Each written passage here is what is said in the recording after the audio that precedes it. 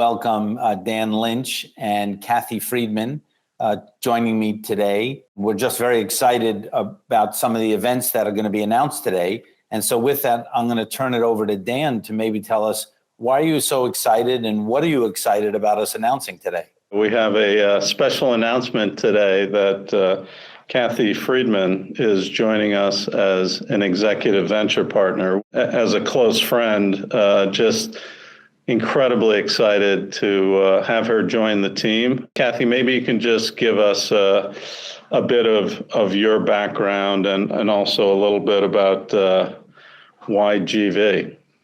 Sure, I'd be delighted to. So I'm super excited to be joining GV. And my background, I spent a little over 23 years at Morgan Stanley doing investment banking in New York, London, and San Francisco and Silicon Valley offices.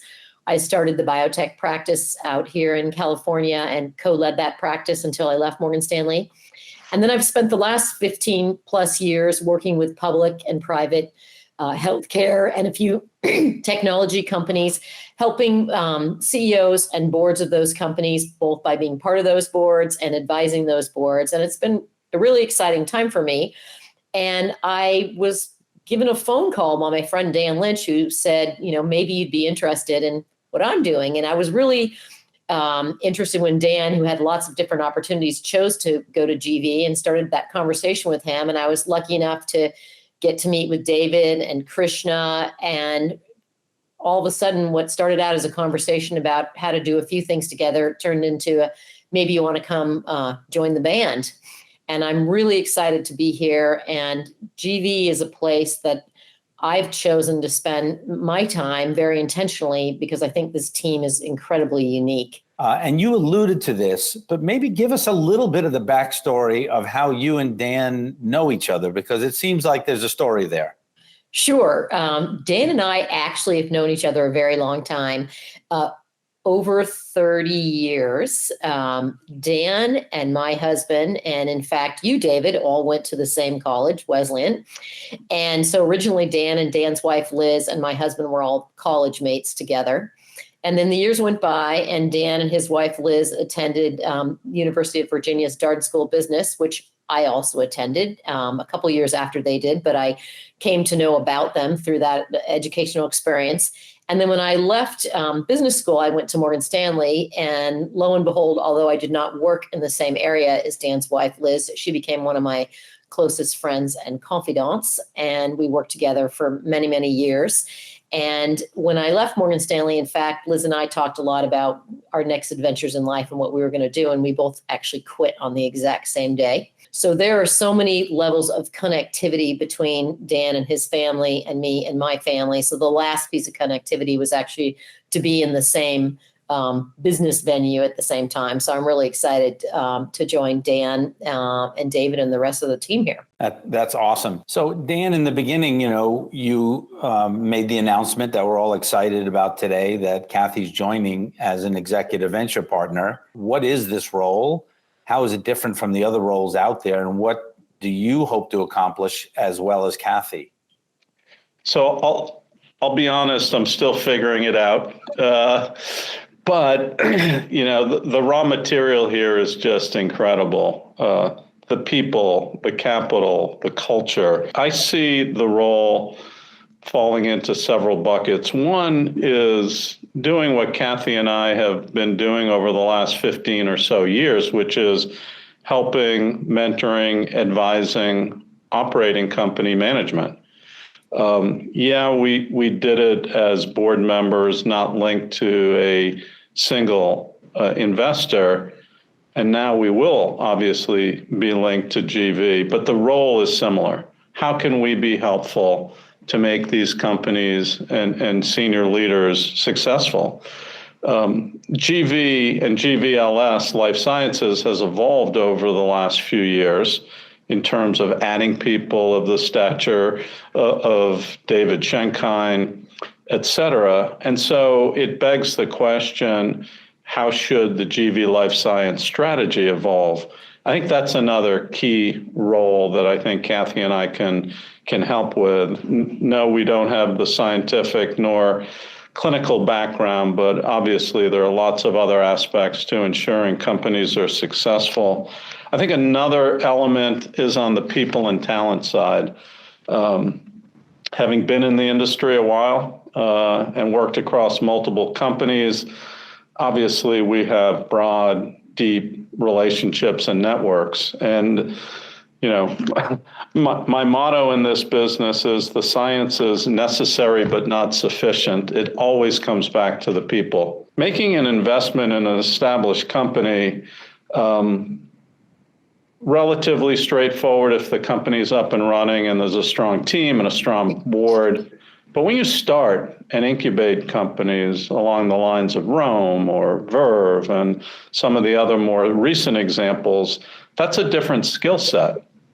And Cathy and I have been fortunate to be part of several companies to get them up and running and growing to a point where they are established. Both of you bring an experience set that is almost unrivaled in our industry, and I think that's going to be incredibly valuable. And Cathy, I just want to turn to that for a second. Obviously, you've been in the industry with a front row seat for a long period of time, both on the banking side and on multiple companies. You've seen the cycles. You've seen things come in fashion, out of fashion. We're doing SPACs. We used to do SPACs. And I'm just curious on how that feels in terms of, does it feel very different now from the way it did maybe 10, 15 years ago when you were at Morgan Stanley running healthcare? And what's your perspective there? It's a really good question, David. It feels different in some ways because the markets are different than they were then, but it's very much the same. At the end of the day, investing in life sciences companies is a long-term game. This is not invest 1 year and take it off the table next year. So I think having a long-term strategy is the most important thing. And that's one of the things I love about GV is that because of the nature of the way we're structured with one LP and the way we're structured as one big team, that we can invest for the long term. And I think in healthcare in particular, that's absolutely imperative. You can't expect to, just try to catch the hot market. And I think as we go back and we spend more time in earlier companies, really trying to incubate those companies and make them successful and impactful for the long term for the patients, that's going to be how we can be most successful. And that hasn't changed in the 30 some odd years I've been working in this business. I know that people watching this are going to be interested to hear your views, given your experience set on the current market conditions at a macro level. The biotech sector has been on the public side a little bit challenged over the last couple of months. Maybe that's appropriate. Maybe things were just too overheated. But getting your perspective, I think people would find very interesting. Sure. It's interesting because everybody, looks at the valuations and says, oh my God, the gas has come out of the market. I actually think the issue was there was probably a little too much petrol in the market. And particularly if you look on the investing side at some of the companies, I'm sure GV looked at many of these, the valuations were crazy. They had nothing to do with the timetables of what these companies were going to do. So I think we've gotten back to a more normalized state, which I think is a real advantage for a place like GV, where we're going to go in and we're going to use all of our, wisdom and all the talents of our team to make really good investments, not based on a frothy market, but based on what's right for those investments. So I'm not concerned about it. I think, the hot tamales are off in the market, but we're going to be just fine. I think that's right. And most people have, as Cathy alluded, have a knee-jerk reaction. Oh my goodness, the market is challenged. It's choppy. If you look at the market over the last 7 or 8 years, certainly for biotech, we've never seen anything even remotely close to this. And so to have the occasional correction, I think is just A, expected, and B, healthy. So when people react to it, I think, to me, the message to them is you shouldn't be surprised and you shouldn't freak out. It's just fine. And as Cathy said, we're not investing for the next quarter. We're investing for the long haul, and the interim blips we shouldn't really be overly focused on. Healthcare technology really, I'll use your words, David, conflating. Everything's coming together here, and the power of the technology to push forward what we want to do for patients and healthcare has never been stronger and better and getting better. What I find very exciting is that all of us are focused on making an impact on the lives of patients. And whether the market is up a little bit or down a little bit, if we stay focused on making an impact on companies that will change the lives of patients, I'm not worried about where things are going. I want to go back to something, Dan, you mentioned earlier, which is that GV invests in a lot of companies. We also incubate a lot of companies. And so we spend a lot of time with founders, first-time CEOs, and both of you in your roles on boards have seen probably the good, the bad, and the not so good along the way. Ugly. Yeah. I'd be curious if you could articulate, either one of you or both of you, some of the characteristics that you look for that get you really excited when you either see a founder who also may be the CEO or just the first-time CEO. What are those characteristics you're looking for that tell you, wow, this is going to be a winner? I joke with people that as chair of various companies, I'm approaching statistical significance on this question. I think I've worked with roughly 25 CEOs as chair of the board, and it's fascinating to both observe and then be able to have insights and maybe a gut reaction to your question, David, and to perhaps oversimplify it a bit. Anybody who's really equipped to be a founder, let's make it specific to a prospective first-time CEO. Usually somebody is a candidate for that role once they've actually demonstrated a technical expertise within a certain function, whether it's the clinical medical area, the science, business, what have you. Once you ascend to the CEO role, and there really is no playbook that somebody hands you and say, here's how it works. It's a very different role. Not that, senior roles in various functions don't have similar aspects, but once you get to that level, it has much more to do with your ability to lead, motivate, strategize, create a culture that is really, particularly in this war for talent, is going to attract and retain great people. Which isn't to say you don't need to be a functional expert, but you need to see the bigger picture. I always think and like to view people as broad business people first, and then a functional expert second. Oftentimes it's the other way around. When we do searches for a CEO, let's find the clinician to be the CEO because of the stage of the company. That always strikes me as a bit odd. Everything else being equal, we want the clinician, but we don't want a clinician. We're not hiring the CMO, we're hiring the CEO. So what are the traits of a great CEO? Yes, we want clinical expertise within the company. Not sure it has to be resident just in the CEO, but it's really the more intangible leadership, communication, strategy, ability to set culture, I guess I would summarize, are, in my experience, the keys to successful founders and CEOs. I would echo a lot what Dan has said. And given where Dan started off saying, there's sort of one attribute, everybody's got their kind of edge on one thing, whether it's the scientific edge or, financial, whatever it is. But I think the best CEOs have aptitude for the areas where they're not the expert. And that aptitude manifests itself in good listening. And to steal the words of Alexander Hamilton and Lin-Manuel, another Wesleyan person's great play, Hamilton, talk less, listen more. And really good CEOs know how to listen. And it's not that they're not charismatic and they can't give great speeches and great rivalry for the company, but you really have to be a good listener.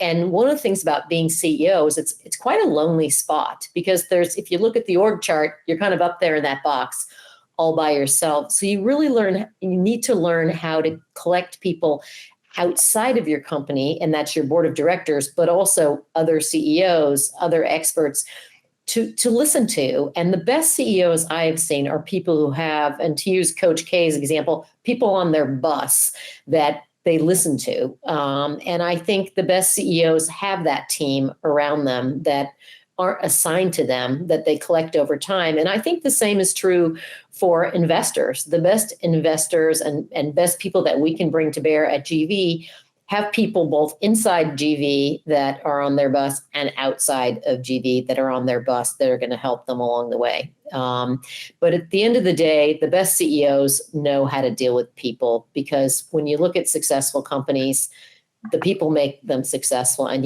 when you look at unsuccessful companies, the people issues generally is where those come from.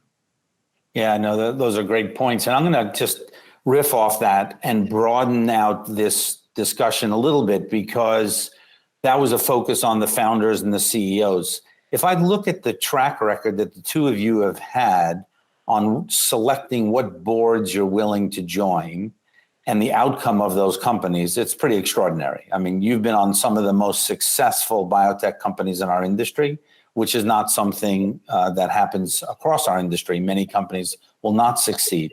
So looking at where we are today in 2021 and thinking ahead to next year, what do you look for? What have you looked for that predicts what's going to be a successful company and make the kind of impact that we hope they can make? Either one of you can start on that one. I'll start and then I'll let my buddy finish. So, the number one thing for me as I thought about, companies to go on the board is just a really strong ethics at the top at the company. So, and that's something that's really important to me at GV, that this is a group of high integrity people. So to me, that's number one. You've just got to have high integrity at the company. Number two is you've really got to have a CEO, and she or he has to be a real people person, but also a visionary and be able to look around corners, because it's easy to be the CEO when things are going right. Not so easy when things are going wrong. And the best CEOs are the ones that can navigate the not so right stuff. I think absolutely having a collection of other good board members and investors around the table is very important, because one voice isn't enough. Having all of those is very important. And of course, being in the right technological market too. If you're creating the world's greatest product that's for one person, that's probably not the company you want to be at. Trying to solve a really big unmet need, I think, is incredibly important for thinking about companies and ultimately investing. Your question about how did Cathy and I ultimately choose these boards, I would say if you zoom out, it's the same question that various constituents ask, whether you're an employee or a board member or an investor. Honestly, it's the same set of questions. And the way I think about it is you start with long odds. And for each component or element that's necessary, how do you stack it in your favor? How do you get that rock star CEO that has the attributes we just discussed earlier? How do you create the culture? How do you ensure there's adequate capital? How do you have a highly functioning board? How do you make sure, as Cathy said, you're in the right element of science at the right time? And, it can be, the weakest of those links can doom a company. And even if you have all those elements, of course, you're not guaranteed success. But you start to stack it in your favor if you have all of the above. And again, it's not so easy to get all of that. So, David, can I flip the script here and ask you a question? I'm not sure that's allowed, but I will allow it on this occasion. I'm going to do it anyway. So, Cathy's the newbie. I'm, 8 months in. You've been here all of, almost 3 years? 3 years. I'd love to hear from your perspective, given everything we just discussed. What are the things that you're most proud of and focused on as you see GV Life Sciences evolve? I joined because I wanted to join an organization, as Cathy put it, a team, not a group of individuals, but a team that could make an enormous impact on the world, both for patients in life science, but also how we think about our entire ecosystem that allows these companies to grow. And I think of that in two buckets: the science, obviously, which is exploding. I mean, the science that we're seeing breaking open today over the past 5 years and coming up is incredible, but also on the people side. And so I love the fact that not only life science at GV, but all of GV functions as a team. Our CEO, David Crane, likes to call it, we play team ball. And it's not common, as Cathy mentioned, in our industry. And so it's great to see that. I'm also particularly excited by our emphasis on the people. And that means not only hiring the absolute best people on the planet, like the two of you, but thinking about the types of people we bring in, a focus on diversity. So it's been amazing that half the hires we've had in 2021 into GV have been women. Half the employees at GV are women. We're looking carefully at how to bring in more underrepresented minorities into the team. Early in 2020 or 2019, we brought in our first equity, diversity and inclusion partner within GV, Candice Morgan, and she's already made a tremendous impact, making sure our networks that we look at not only for starting companies, but bringing employees into GV continues to broaden out from the networks that we may have always been used to using. And so all of those components really make me excited.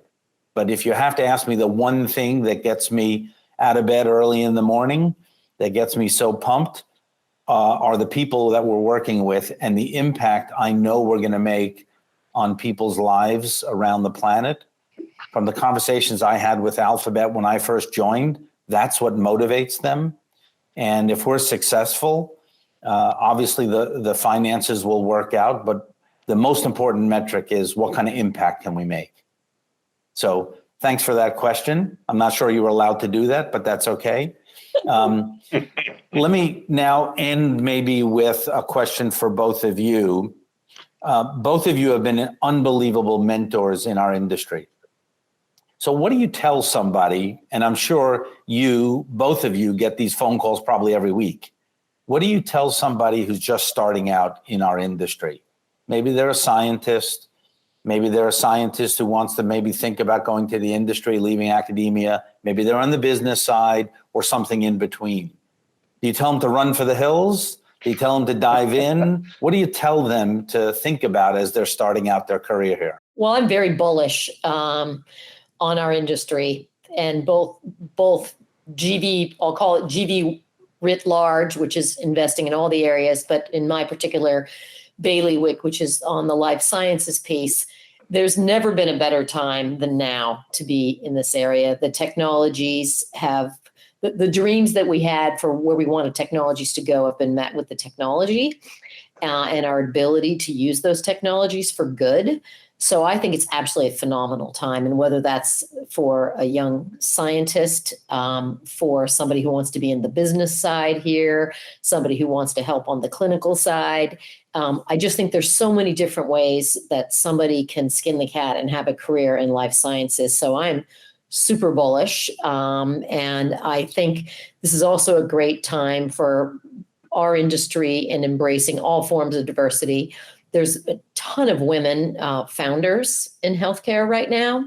There aren't as many underrepresented minorities, and I'm really excited to work with Candice in all sorts of different ways on that. I think we can go even deeper and maybe even earlier in the system as to why we don't have more underrepresented minorities in the healthcare piece, this in the same way that many people have done that, looking on the computer side in the last 20 years.